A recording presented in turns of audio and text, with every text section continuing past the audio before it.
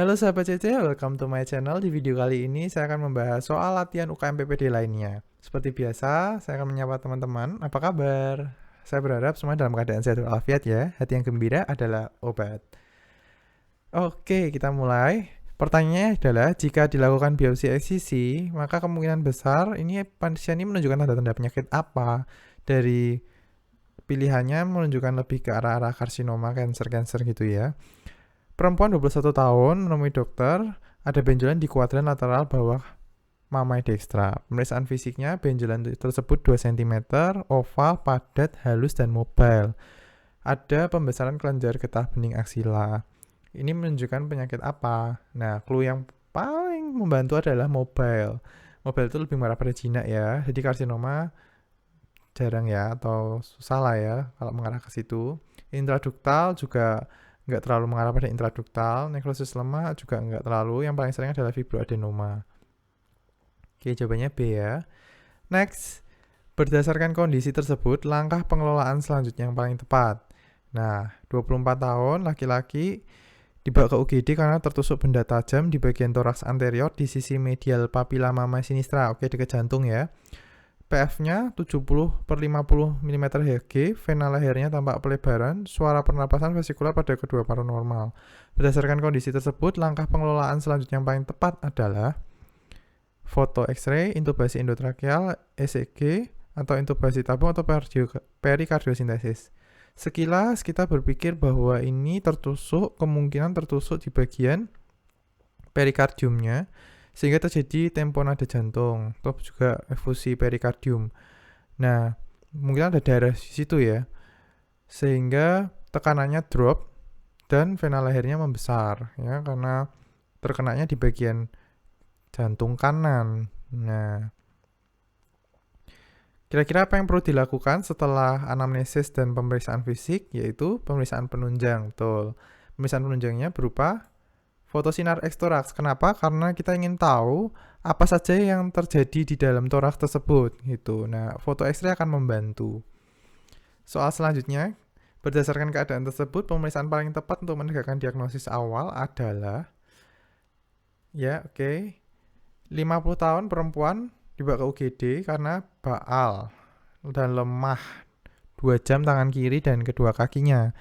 30 tahun, pasien tersebut merupakan seorang peminum alkohol dan perokok, menghabiskan 2 bungkus rokok dalam sehari, punya riwayat tekanan darah tinggi, dan diketahui penurunan rasa stimulus pada tangan kiri dan kedua kakinya. Skala kekuatan ototnya 0/5, dan terdengar fluid pada arteri karotid kanan. Berdasarkan keadaan tersebut, diagnosisnya apa? Pemeriksaan penunjang yang paling tepat. Oke, ini tanda-tanda kelemahan bisa mengarah pada stroke. Jadi untuk meyakinkan bahwa ini apakah stroke atau mungkin trauma lainnya, kita periksa dengan, apalagi ini usianya sudah tua, perempuan dengan faktor resiko yang cukup banyak ya. Kita lakukan, betul, CT scan. Soal selanjutnya, cukup banyak ya pertanyaannya. Penyebab oligouria. Oke, orangnya oligouria karena apa? Ini sekilas. Laki-laki 65 tahun, ruptur aneurisma aorta dan dipasang kateter Foley. Setelah dicek, 35 oligo ya dalam waktu 4 jam. Pasien menerima 14 unit darah selama operasi dengan suhu 38,5 derajat Celcius, tekanan darahnya sekian, denyut nadinya sekian. Pemeriksaan fisiknya terdapat edema perifer yang luas dan suara jantung normal, perut raba lunak. Pada pemeriksaan dengan auskultasi, suara paru terdengar bersih. Hasil pemeriksaan labnya, HCT-nya 27%, serumnya 143, kaliumnya 5, urinnya, natriumnya 6. Penyebab oligurianya apa? Ruptur aneurisma aorta ya teman-teman. Jadi kemungkinan, dan ini ada anemia juga. Tadi mana 27% ini anemia juga. Dan elektrolitnya ini sebetulnya pengecoh ya. Nah, jadi jawabannya adalah hipovolemia. Karena ini ya, ruptur aneurisma aorta. dan dia oligourianya. Pertanyaan selanjutnya adalah pemeriksaan fisik dan laboratorium dilakukan pada pasien secara umum dan menunjukkan hasil yang normal. Pada eksisi keadaan tersebut diagnosis yang tepat. Nah, pertanyaannya adalah diagnosis yang tepat itu. Ulangi yang 11 nih. Oke, kita akan lanjut soal selanjutnya. Pertanyaannya adalah diagnosis yang tepat adalah, ya ini sekilas penyakit vaskuler ya. Laki-laki 36 tahun, nyeri pada kaki kiri saat tidur sejak 2 minggu yang lalu. Sebenarnya sudah berlangsung 1 tahun, namun hanya terasa saat berjalan. Penderita mengeluh jarak tempuh yang dilalui semakin lama semakin pendek.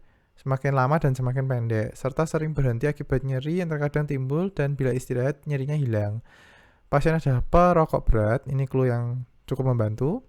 Lab dilakukan dengan pasien secara umum hasilnya normal. Pada eksisi keadaan tersebut, diagnosis yang tepat adalah, ya kalau dia acute arterial occlusion masih bisa jadi ya, tapi ini biasanya mengarah pada kakinya itu bisa kebas karena dia vaskularisasinya jelek ke sana ya.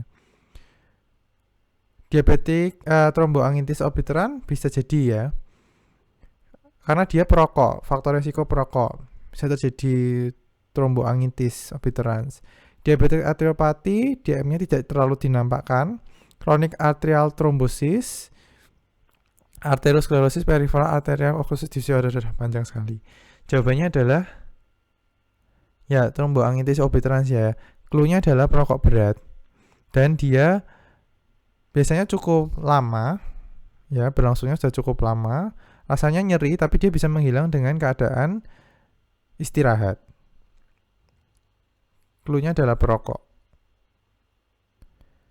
Sekian video kali ini. Jangan lupa tetap update dan cek video-video yang lainnya. Di sini kita akan terus update tentang soal-soal UKM PPD dan ilmu-ilmu yang terbaru. Kalau kalian ada saran atau kritik, please komen di bawah dan please subscribe, like, dan pasang tombol lonceng. Goodbye.